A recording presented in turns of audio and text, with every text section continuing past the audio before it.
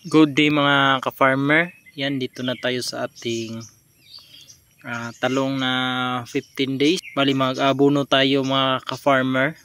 Gagamit tayo ng pang fungicide para sa ating mga talong na nangungulot.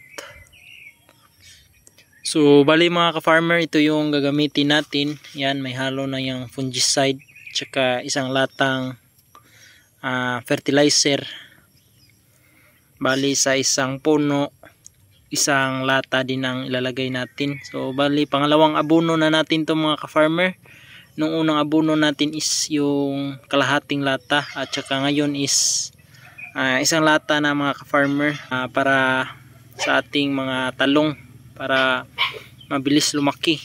So yan, so ilalagay ko na mga ka-farmer itong isang latang abono mga ka-farmer. So nilagyan ko na yan ng pang fungicide mga ka-farmer. Ito yun, papakita ko sa inyo yung mga may fungus dito mga ka-farmer. Yan, ito.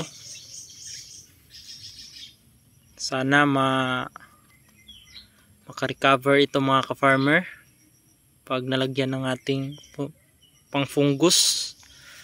Yan, daming mga nangungulot.